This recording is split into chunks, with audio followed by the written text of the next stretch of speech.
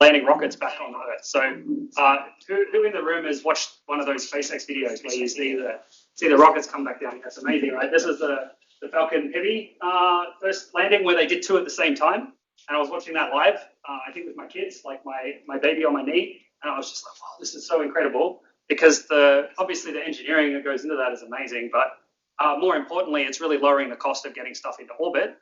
And for space exploration, that's been the biggest problem for so long, right? It costs billions of dollars to start a space program. So how can we ever get people off Earth and, building colonies on Mars if it costs billions and billions of dollars? So, starting to see it cost millions of dollars is a big step forward. The second thing was the Artemis program. So the US government a few years ago decided to focus their NASA strategy on getting back to the moon. So rather than going to build a colony on Mars, which was kind of in the Bush administration, that's what they were going to do. Then in the Obama administration, they were going to go to an asteroid, do an asteroid redirect mission. They still did that, but they were going to do some more with astronauts and stuff. And then the Trump administration eventually was the one that said, well, let's make it a bit shorter term and focus on getting something on the moon that's more sustainable.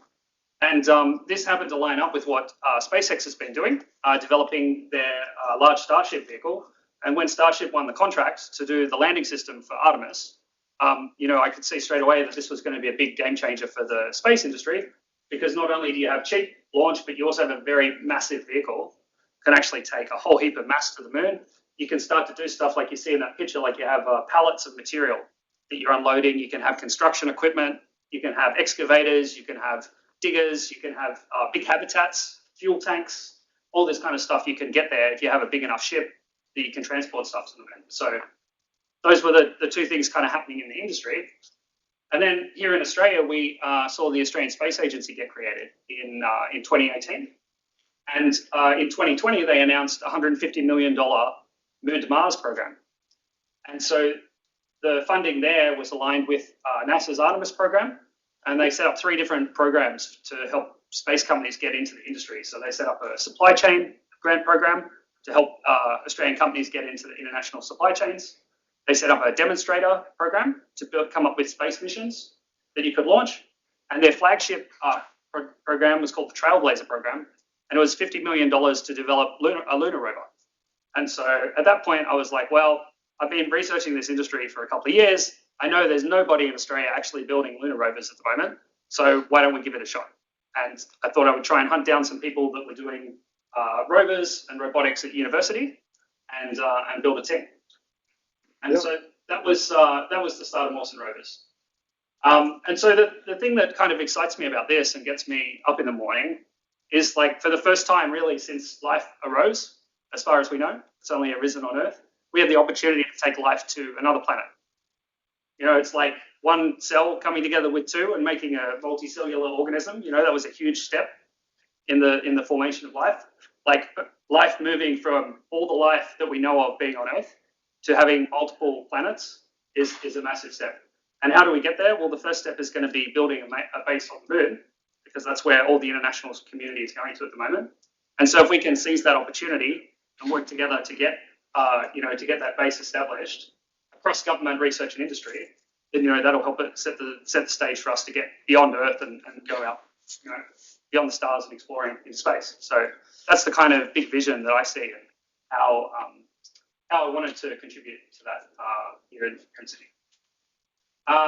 So this is our vision: to build robots that help humans explore space. This is our first prototype, and we're kind of just getting started. We design and manufacture and develop the software for the vehicles ourselves. We were founded in December 2021, and we've got 5 engineers at the moment. And this is our lunar mobility platform called R1. As well as doing the rover, we also do some work with satellite hardware. So I'll talk a little bit about that towards the end. And because of my background coming from a software commercial company, I'm trying to also make this work be customer driven. So we're trying to find people with requirements who need us to build something, and then we'll go and build it. And so with this rover, it's driven by the Australian Space Agency's requirements for their Trailblazer mission. So we developed it to meet those specifications. Our company is named after Sir Douglas Mawson. Who's heard of Mawson before? Any show of hands? Yeah? Oh, okay. Only about half the people. So he was an Australian Antarctic explorer who lived about 100 years ago. And he led expeditions to find the South Magnetic Pole. And he was a great scientist and also an inspiring guy. And so we, aspire to be like him and go to explore the South Pole of the Moon like Mawson explored the South Pole of the Earth. So thinking about what do robots do in space and why is robotics important in space? This is a picture put together by the Australian Space Agency to show some of the capabilities that we need as we build a base on the Moon. And so there's quite a few different things here that robots have to do. And the reason why you need robots is because getting people to the Moon, even if we get frequent rocket access and it's really cheap and easy, it's still kind of like sending them down to to visit the Titanic, which, is terribly risky, as we saw last week. Humans are not great in situations where it's total vacuum, high radiation, lots of ways that people can die on the Moon as well. And so, we'll make it as safe as we can for the astronauts, but it's still going to be quite dangerous for a while. And so what can we do to automate all these tasks? It starts with just exploration activities, finding what resources are there, starting to gather resources like water and oxygen from the regolith, building habitats for astronauts and making fuel and air and water before they arrive so they have resources when they get there, transporting them around, vehicles and things like that.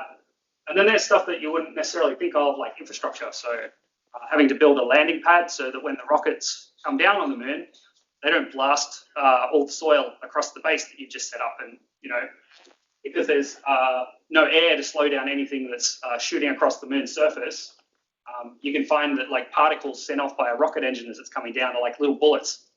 They could go straight through a lunar base that's nearby if you don't take precautions and secure the landing pad properly. So there's a ton of use cases there. And so we've been looking for customers that want to do stuff on the Moon. And so far we've found three kind of different areas. So the first one was the Space Agency. And so they're looking for regolith collection to get air and water for astronauts. We found companies interested in mineral exploration on the Moon. And so there's a company called Fleet based in South Australia, and they build a device called the Geode. And what it can do is find minerals under the ground. So they're using this on Earth at the moment to find lithium deposits. And so one thing we're working with them on is how could we build a mobile solution for this to drive this around on the Moon and scan for mineral deposits on the Moon that might be interesting and useful to astronauts, whether it's water ice or could be iron deposits or titanium or whatever it is that might be useful there. And lastly, we found customers interested in lunar infrastructure as well. So this is a picture from a US company called Astroport, and they're developing lunar landing pad technology. And what they have is they have a big oven that can take a bunch of soil from the lunar surface, put it in an oven, and melt it into little bricks. And then they lay these bricks out to make a big landing pad for the rockets to come down on. And so these guys need lots of robotic help. They need,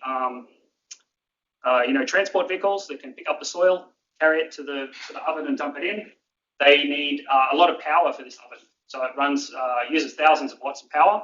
So it needs, can't have its own solar panels. It needs power cables running to it.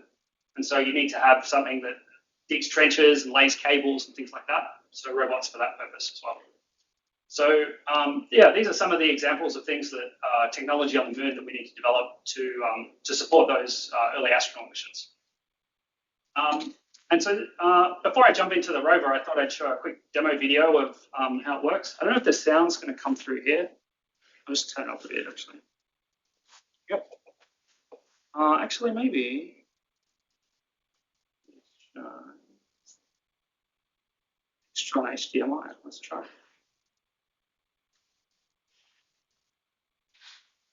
I think just to only can do the noise. It's coming. All right, let's try. Oh. It's just a bit of music anyways.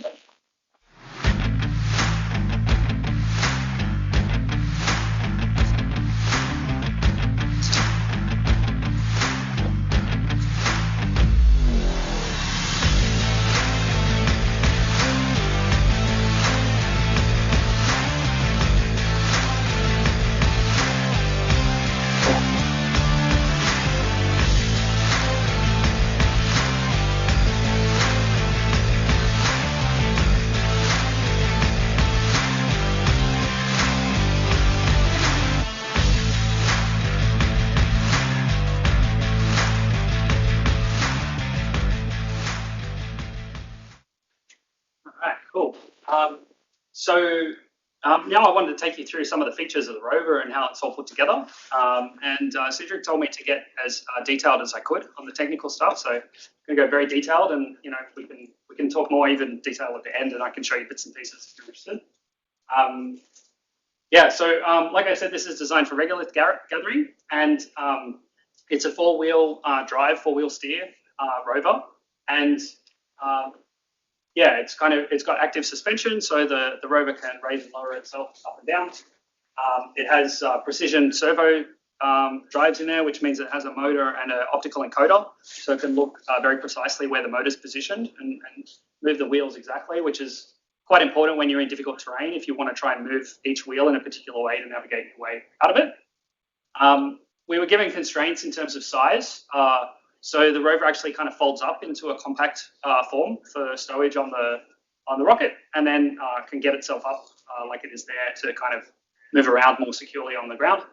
And it has an expansion slots inside the chassis as well, so you can put in your own sensors and excavation systems, potentially scientific payloads. At the moment, it runs off just a normal lithium battery, but the intention on the moon would be to have a solar array for recharging, and potentially also use some of the larger kind of infrastructure solar arrays that are going to be set up there in the next few missions to the moon. It only works, it's only designed to work in daytime. So one of the challenges on the moon, particularly if you go to near the equator on the moon, is that you have 14 days of sunlight and then 14 days of darkness. And so for during the darkness period, the temperature on the moon drops down to about minus 180 degrees. And that's too cold for any batteries to survive, basically. So everything, all the battery chemistry kind of gets wrecked, your electronics crack and get destroyed. And so the only way to survive the night is to have enough batteries to keep your vehicle warm for 14 days. And so for the size of vehicle that we have, it's not actually, we don't think it's physically possible to do that. You can't have enough battery power in there to keep the rover warm. But if we were to expand this up to like maybe 4 or 5 times the size, at that point we could look at doing longer missions and things like that if we have enough batteries in there. This was designed as a technology demonstrator, so it's just our first prototype. So we wanted to show what we can build, what we can design, and also test the mobility system. So this would allow us to start building the software that we can then drive it around on different terrain, see what kind of behavior we need in terms of driving on sand and loosely packed soil like on the moon, and then adjust the motors, adjust the different joints and things that we need in the robot to suit the lunar environment better. Like I said before, the partners were expected to provide most of the pieces aside from the mobility stuff. So we have partners doing solar panels and excavation equipment and things like that. And the vision of like doing multi-stages of prototypes was to solve mobility first and start the software development there. Then look at vacuum and dust mitigation as kind of mechanical issues that we have to solve for the motors and the joints. And then lastly, look at the thermal and radiation mitigation, which mostly involves, it's a like heat management system inside the rover. And for radiation, it's particular types of chips, radiation hardened chips and things like that you can use to mitigate the radiation on the system. So today I was going to go through the 3 layers in the stack of what we've done so far, starting at the bottom. So we'll start with the mechanical systems, and then we'll go up to electronics, and we'll talk about software at the end. So like I said, it's 4-wheel drive, 4-wheel steer, and has motorized suspension as well. So the drive module is the bit that sits inside the wheel. So the wheel goes around here, has a motor on the inside, has a gearbox, and then the wheels are mounted on the outside here. And it turns around like that. So the goal with the wheel system was to be compact. So we put the motor inside the hub, and you want a balance of speed and torque. So you don't want to spin the wheels so much that you can't, get traction on the soil.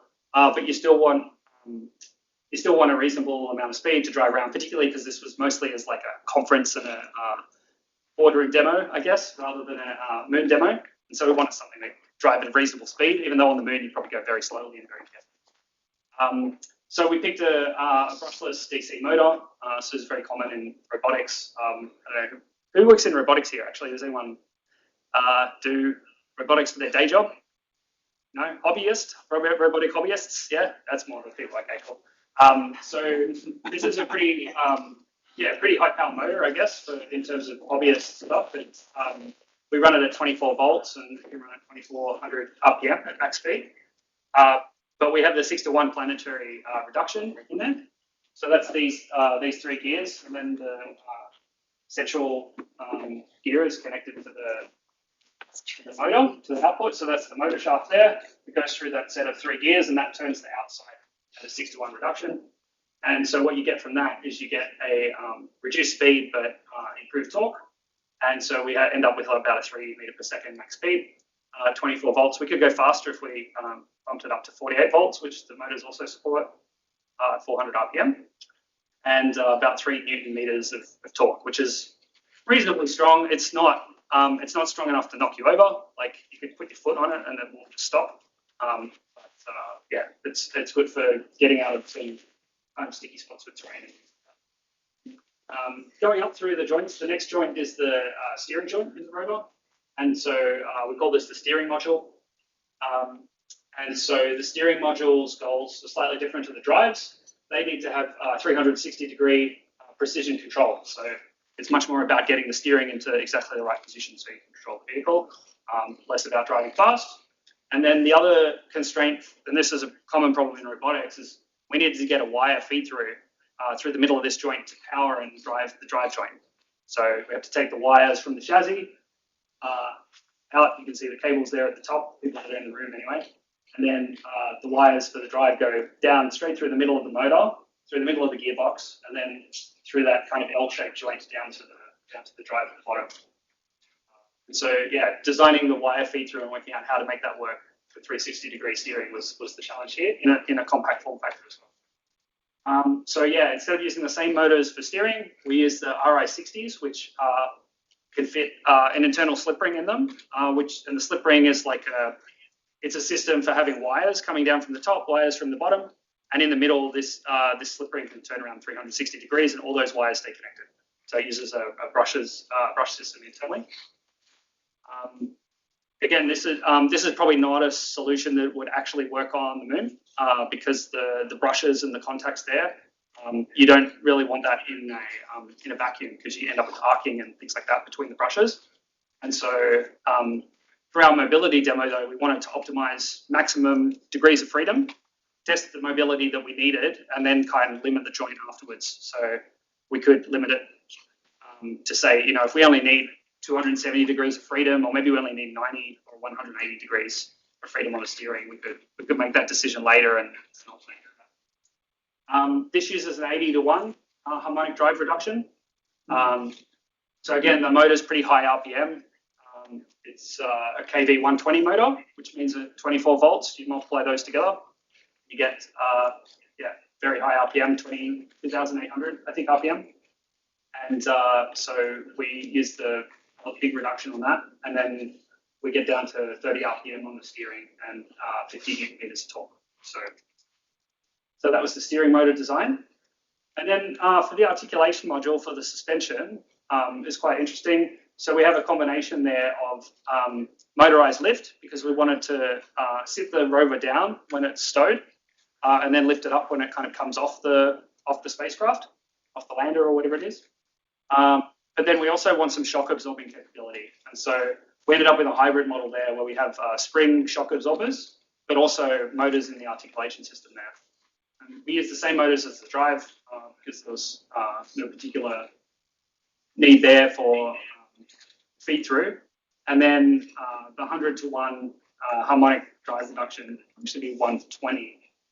But that gives us a lot of torque, which gives us a lot of lift capacity. So if we do need to load the rover up with instruments or things like that, it can get up and down easily, or not expecting to use that much. Again, these motors are probably quite overpowered for what we need on the moon, but they make for a good technical demo on Earth, and then we can shrink them down, make them smaller, save weight, and we'll be on the right path for building something for space. So some of the examples, you can see here my co-founder, this is how we fit the motors into the aluminium parts. So they're machined precisely to the size they need to be, and then it's called press fit, where you use a machine to actually press it into the metal. And because it fits so exactly, you can't actually pull it out again once it's in there. Very, very useful. So, yeah, while you're watching do that, I'll talk a bit about the other challenges. I guess we had a very compact size, typically speaking, for robotics. So we have challenges.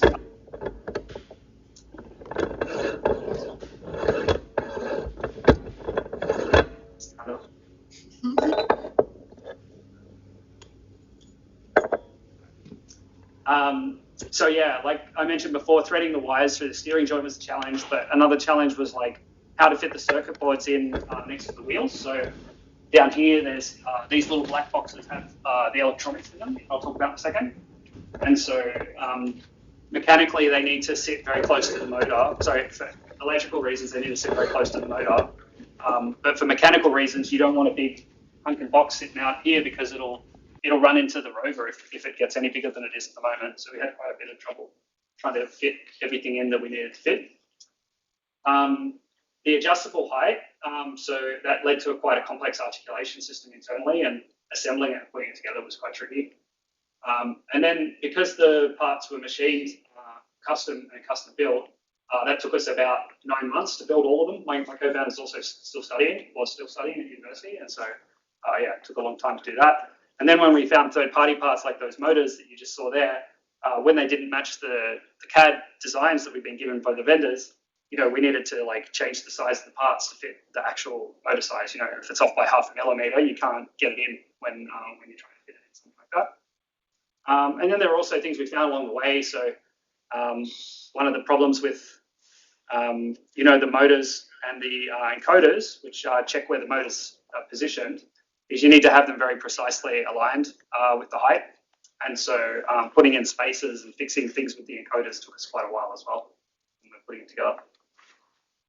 So that's mechanical. Electronics-wise, this is actually a much simpler story. We basically use these discovery boards from ST Electronics all through the whole rover at the moment. So we had a bit of a false start trying to design our own boards and did that for about 6 months trying to get it to working. And it didn't work. And then we found these drone ones off the shelf. So these discovery boards are designed for drones. You're supposed to use 4 of them in a drone, like 1 for each motor. And we use 10 of them. So we use 8 of them for the motors that are active at the moment, and then 2 control boards. They take 24 volts in, so straight from the battery in our case. And they have a CAN controller area network interface that I'll talk about in a minute. The good thing for us, they're super compact, they're very small. They have a built-in programmer, so for coding the firmware that runs on these chips, you can just plug into the USB there with your computer. You can flash this chip with a bunch of stuff, and then you plug it in and you work. And we used an open source library called Simple FOC that's motor control software, open source motor control software that we could build on top of. The network structure inside the rover uses CAN, which is the car for automotive networking technology, controller area network. Yeah, we ended up having to set up 2 separate networks within the vehicle. So we have a coding system for every motor, every joint. So we use D for drive, S for steering, and then the location after that. So DFR is the drive front right, steering front right. And then you can see on this diagram here how all of the drives are connected by an FD CAN network. And I don't know if anyone here is old enough to remember like 10 base T Ethernet. Anyone connect that? Yeah. You remember you used to have terminators on the end of the network. So CAN is the same way. You need to have a termination resistor at either end of the bus. And what that does is it kind of makes it tricky because we've got this wire feed through coming here that's only going one direction. And so that means that we have to pretty much have the termination resistors on the drives. We can't have a termination resistor here or here because, yeah. So we ended up with 2 separate CAN networks, one for the front of the rover and one for the back. And when we wire up the articulation, we'll probably do that as a separate one again. And CAN doesn't interface directly to USB, and we want to use USB to connect to our computer that sits in the top of the rover. And so we actually use the same board with a different firmware on it to take commands over the USB and then send it through to the CAN network. So we have 2 CAN controllers that we put in the chassis, and they drive the motors in the rest of the vehicle, and it's all controlled by the software on the computer. Have you tried it without determination resistors? Yeah. Too many reflections. Yeah. It doesn't work properly. Yeah. It was hard to tell the exact problem, but yeah, it was not working. Fortunately, we don't actually have to solder them on. The boards that we use just have a software flag you can set to enable the system. Did you 3D print any of these custom parts? Yeah, the plastic parts are 3D printed. So the wheels, the covers for the electronics, and the cover for the computer at the top. And everything else is made of metal. So that aluminium, 6000 grade aluminium, and it's machined either CNC, mill, router, or lathe.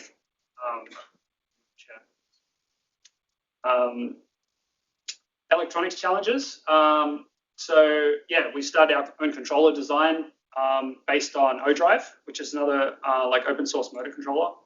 And our team at the start just didn't have the electronics chops to complete it, so wasted a bit of time.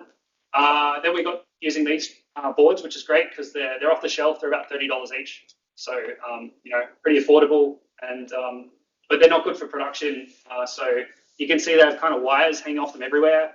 They don't have any mounting holes, so you can't actually like firmly mount them anywhere. And they've got chips and electronics on both sides, like completely covered, so you can't even drill a hole in it. And they also have some heat issues too. So like putting heat sinks on it is probably an option, but we were trying to design the boards so that they could connect to the chassis and dissipate heat through the aluminium instead. So, and that's where we want to get to eventually. The other problem we had was we made a bad part selection to go with high click rate encoders. So the encoder discs have a certain number of like markings on them, and per revolution you get that many clicks. And so we tried to use 10,000 click per revolution encoder discs, and because the motors are spinning relatively quick, it was just overwhelming the microcontroller. There's a bit of dodgy code and simple FOC that is not great, but ICPR. So yeah, we had some problems with that as well that still haven't fully resolved. You mean at the maximum speed, not the one that you intend to run on? Yeah, so the problem is mostly the steering. Because the steering's got such a high reduction, we want to run the steering pretty much at max speed if we can, but at the moment it only runs about 1/10 of the maximum speed because the motor controller can't keep up with the speed that it's doing. So that's a bit of an issue.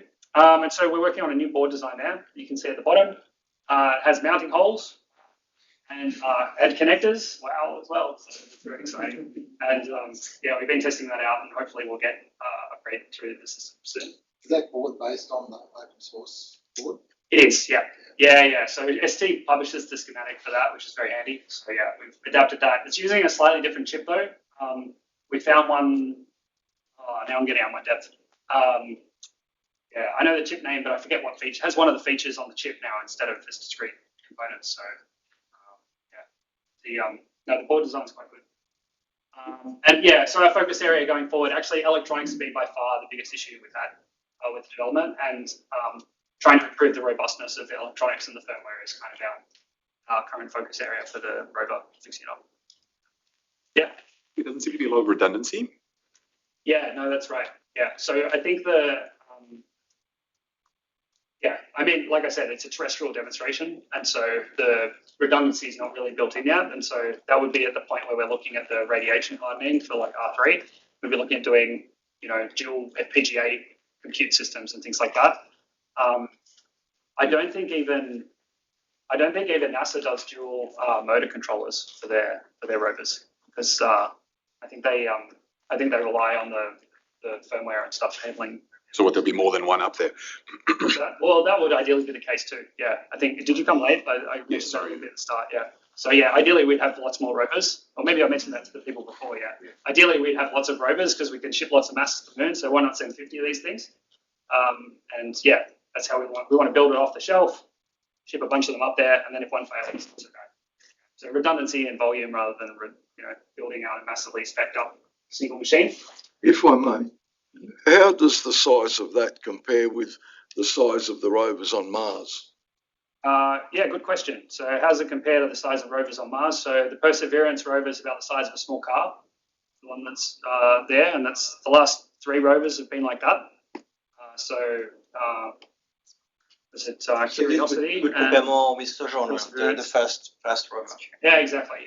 Yeah. And so this was sized that way because the Australian Space Agency, specified that size, and that's based on the agreement they have with NASA of what they're going to get transported to the moon. And so I think it was probably a mass limit and a size limit, and because it's a free trip, they're only given so much. Given can't send a car, they could only send a little rover. So yeah, that's kind of what we designed it for. Were you able to tap into any smarts from NASA itself in terms of, did you start from scratch with the rover, or did you have a bit of Oh, good question. Yeah, I should have mentioned that. So the original design was based on a rover called Resource Prospector that NASA designed in 2015. Right. Yeah, so they had a somewhat like this, except it was a bit bigger. So it's evolved into the Viper rover that's going to be going to the South Pole in a year or two. And so it's a 300 kilo rover. This is 20 kilos, so you can imagine it's like kind of this big. And so to get that down to the size here, we had to make quite a lot of changes, trade-offs. But yeah, it's basically very similar design. What you would notice, I think, with the NASA rover compared to our rover, is that these 2 joints would be would seem like one because you have such a long leg. So you have much longer legs to connect to the chassis, and then the steering and the drive almost seem like they're compressed into one joint. All right, we'll keep moving. Software. So the goals with our software were pretty modest. We just want to demo this to investors and customers and drive around the room and show them that we can build stuff. And so our design goal was really just to have local operation via a Logitech controller. And we're not going to take it to the bottom of the ocean, so it'll be okay. We wanted to build it on ROS and ROS 2 specifically to leverage the ecosystem and kind of build on the more recent tech. And we also wanted to kind of understand more about what kind of missions and things this vehicle would be doing before we invested in doing more AI autonomy based solutions. So the ROS software control, we have our rover model in URDF, which is a common robotics modeling format used by ROS. And then we publish the joint states of where the robot is at the moment. The controller is connected as a joystick, as a joy topic, and then we have an RViz visualization for it that we can run on the computer for testing and development. It's a very simple command structure. So it has velocity control for the wheels, so it just tells them to go faster or slower, which direction. And we use position control for the steering. And so basically we have the controller firing off, go forward. We convert that into a series of commands for the different motors on the vehicle. In the simulation, we also have which you should see in a second, support for the articulation going up and down. And so there's also some adjustments in the software to handle the changing wheelbase. As you go up and down, the wheels move further apart, closer together. And then you can see the stowed mode as well. So it can kind of condense itself down and then go back up and spin around and drive again.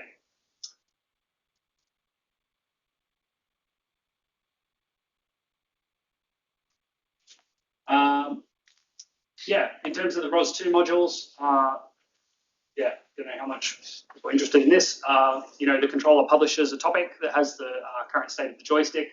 The teleop module listens for that and converts that into rover movements using some maths. And then we update the joint states and then work out which commands to send to the rover based on that. The challenges with the software, we have had timing issues at the moment. So there's no feedback loop. It's not closed loop back to the software at the moment. So the software just sends commands and hopes that everything works. And mostly it does, which is fine for demos. But when it doesn't, that's when things go wrong. And so the problem we had that I mentioned before, where the steering motor doesn't turn very quickly because the motor controller is getting overwhelmed by interrupts from the high CPR encoder, that manifests itself when you're steering the rover. The wheels are steering around and turning, but the rover thinks that the steering movement is done and it starts driving off before the wheels are completely turned. So yeah, you can see with an issue like that how something that's a combination of like hardware selection, like we chose the kind of wrong encoder that was too high end for the microcontroller, for the electronics, then the software doesn't expect the hardware to behave that way, and then you end up with a bug in the actual experience. So you're getting no feedback across roles, so you can't use like time lives and that sort of stuff. Yeah. So that's one of the things we're working on at the moment. The other problem is the software engineer is also me, who's also the CEO, also needs to sell product and try and make money for the company. So improvement on the software stack's pretty slow. And we have some students that are helping too, but it's been difficult and slow to get working. And then, yeah, the last point, we found ROS2 pretty hard to get started on some platform. So I develop on the Mac, and I still haven't got to compile from source. So that's still an outstanding issue. Same with the Windows Linux subsystem. On the second point, is your software shared publicly on GitHub for public contribution, or it's all private? No, this software is private. There's not much, to be honest, it's not very complicated anyway. We do have some open source projects, which is our satellite project. Yeah. So if you are interested to look at satellite software, we have open source project in Rust and firmware as well for a satellite payload that's going up next year. So that's kind of interesting. We open source the electronics design as well for that. From what you said there, it's pretty much all ROS components, open source ROS components anyway. Most, yeah. We have very little. We don't have much IT software at the moment yet, but we need to get more. What kind of satellite is it? Is it communication satellite or is it? It's a CubeSat and it's a thermal management payload test. So yeah, I'll show you that in a minute. So rover program, looking forwards. What are we doing next? We're trying to find customers and funding, probably like most startups. We're looking at further grant opportunities. So we didn't win the Trailblazer grant that we applied for, that this was designed for. Two other companies in Australia are now developing rovers, and so we've talked to them and trying to work with them, but we're waiting to see how that goes. But there are other grant opportunities with the space agency that we're pursuing. Like I said, we're working on some satellite systems as well, because there might be some more near-term business opportunities there. So I've got a kind of demo project on the way with UTS.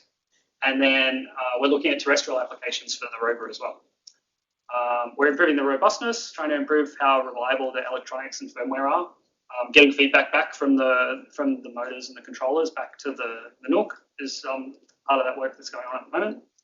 And then we're starting to look at vision and a remote operation system, so you can drive this remotely, see what's going on, and hopefully avoid driving into a tree and stuff like that. So yeah, I mentioned these customer use cases before, but all of these are quite slow developing. So satellite systems. This is our thermal management and test payload that's due to fly early next year. So it has a heat sink on it that UTS has developed a technology using wax as a cooling device, phase change material they call it. So our electronics board here will heat that up and cool it down and measure the temperature. So that's the bit with open source. And then moving beyond space, we're also looking at talking to potential customers in resources, so mining and exploration, and then potentially defence as well. So there's some interest there in Australian robotics defence. So yeah, we'll see how those develop. We're not building anything specifically for them yet. It's just more early discussions to see what they need. In terms of vision and autonomy in space, we've done a bit of research around what kind of the space aspects of things that are going on at the moment. So we're interested to put together a stereo camera system for this and try to do some proof of concept work with it and demonstrate to customers.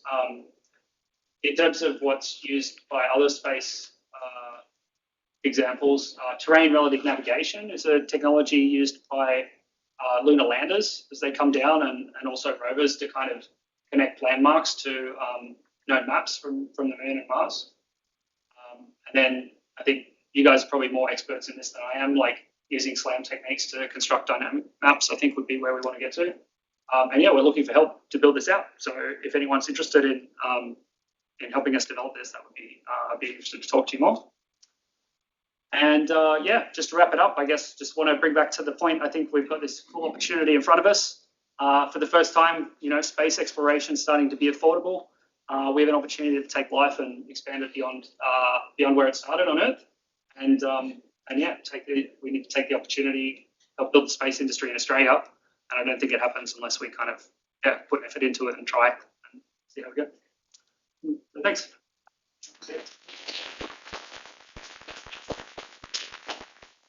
So we have time for Yeah, of Q&A, course. or Yeah. do you want to do the Questions? demonstration now after? Or? Oh yeah, I'll start up the demo once we do a few questions. Yeah. Does anyone have any follow-up questions? Yeah, does. Just components of the shell, how much does this cost? Or how much would you likely want it to cost? How much do we want it to cost? $1 billion. Start with $1 billion. Yeah. So it uses about like in materials and components, it probably uses about $10,000 to $15,000, something like that, in materials. The work to actually make all the parts is really extensive at the moment, and so if we were going to do a product, we would totally re-engineer it to make it, much more mass-produced in terms of the parts. Also, to try and get more similarity in the parts and things through the system, like having different motors for different areas is not ideal. And a lot of that was because we knew we were designing for space. It's going to be limited units. So yeah, that's kind of why it was designed the way it was. I think if we were going to design something like for mining, for example, it would be, I'm not sure we would even design one, to be honest. Like there's stuff you can buy off the shelf that has rubber tires and it's a little robot base. Like from ClearPath Robotics, they make a Husky robot that would be great for a lot of the applications that we're looking at. So yeah, the need to build the robot was more from the space industry rather than, just because, yeah, but it's fun. Yeah. What kind of computation system does it have? Like, does it have microcontroller or does it actually have a... It has an actual PC on the top, yeah. I forgot to mention that in the software section, yeah. So it runs a Intel NUC. It's a Celeron computer, runs Linux, and it has Wi-Fi and SSH into it and develops stuff on it. Yeah, it's probably overpowered for what we need to run ROS at the moment. We could run it on a smaller computer, but it's underpowered if we want to run like graphics, computer vision stuff on it. And so I think probably what's going to happen is we'll have to split the workloads. We'll probably end up having like a Jetson platform in there to do image processing, and then have probably a simpler compute platform for running the overall operation, coordinating motors, driving stuff. Yeah, but again, like we're probably not going to do too much more development on this until we find the customer that wants to buy it, because it's ready for demos now. So that's kind of what we're focused on at the moment, just taking around to people, driving around, and yeah, would you be interested in using this for your mission? Or Is the size of the wheels a problem? it could be, yeah. I mean, that's part of the mobility testing we wanted to do, was to try a bunch of different wheel strategies and see what they work. Do you have like a bed, a regolith that you tested in, like a? We don't, but we have partnershids with universities that have it. So, yeah, so there's Uni of Adelaide has a good test bed. They're building one at UNSW. So yeah, there's a lot of action around that at the moment. Cyro in Brisbane has one. They also have like a gravity compensation harness. Yeah, so you can actually like hook it up to a pulley system that gives you like 1/6 gravity as well, so as you drive your rover around. So what do they use to simulate the regolith? they grind up dirt basically. Just very fine. And the University of Adelaide is working on simulating the charged regolith as well. I think did you mention that before? Someone else mentioned that on the lunar surface, as it gets bombarded with radiation, it gets ionized, and that kind of ionic plasma gets lifted up off the soil, and as you drive along, it sticks to everything, and it actually clumps up and like forms clumps on the wheels and stuff. And so that's very hard to simulate on Earth, but at the Uni of Adelaide, they're trying to do it with a dirty vacuum chamber. So a vacuum, because you can't do it. You can only do it with radiation. You can do it with electrostatic charging, but only in a vacuum. So you need a vacuum with some regolith in it that's very fine. But one of the challenges there is that to make a vacuum chamber, you need a pump. And if you have a pump, you don't want to suck the dust into your pump, because then your pump's broken. Yeah. And so they need to have like really special filters on the pump to stop the very fine dust getting into the pumps. And so it's a whole big engineering challenge to try and build that dirty vacuum chamber so you can test the